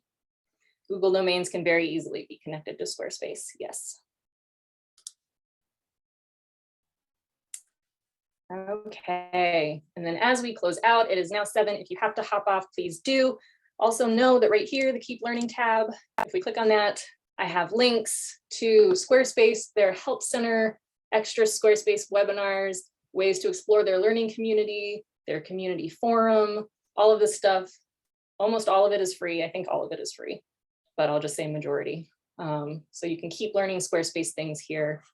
Learn with AB Tech, ways to do that. And then if you are ever in need of my services, I provide lessons, 1 or 2 hour Squarespace lessons that are tailored very specifically one-on-one to you. I have design days. If you have a Squarespace website and you want someone to make it look pretty or do something specific with it, we can do that in a day. Or I also build custom websites down here. So this is all on the Keep Learning page, lots of resources. And a thank you to AB Tech, because I think they're fabulous. Okay. Oh, good. I'm so glad, Melanie. Yay. And website load any differently on an iPhone versus Android, Mac versus PC. It's actually more dependent on browser size and, well, what am I thinking? Device size and browser size. So it's not so much the device itself, whether it's a iPhone or Android or Mac or PC, it's just what is the screen size will kind of determine how much of the information you laid out is showing up, et cetera, et cetera. How will we receive the info you shared? I think Dwayne, at the very top of the chat, Dwayne dropped in the link for this website and the password, which is Community Rocks. I think he is also going to send out a follow-up email that is going to have this. This is going to be on a video, so he's going to send out a YouTube link so you can literally rewatch our entire lesson, and he'll also include this link in it as well. Oh, doesn't show in the chat. Okay, all right, well then I will copy and paste it for everyone. And then the password is Community Rocks. Okay, yes, you are very welcome. All right, and then we will close out just by saying, I'll end with this, published is better than perfect, and that is the deep breaths that we're talking about. Websites exist to evolve. You will change your mind a lot. It is totally normal. You will get frustrated as you do it. Take a nice deep breath, switch tasks. Every time you come back and look at your website, you'll see something new, which will be great and helpful and lovely. So published is better than perfect. Don't get too caught up on the perfectionism things. I say that to myself even more than I say it to you, so that I can finally launch the website that I've been working on for 8 months. But published is better than perfect. You can do it. And other than that, it has been lovely being here with you all today. We have next week, if you're interested in blogging, we're going to have a Squarespace course on that next week, and that's on Wednesday. And then the following week, we are going to have, let's keep the link up. I need to grab my phone. Okay, yes, I won't X out yet. So next week is going to be about blogging on Squarespace, setting up a blog, how to organize a blog, what blogs are even good for, because what are blogs these days anymore anyway? How do they help? Do they help? Do you need them? Blah, blah, blah.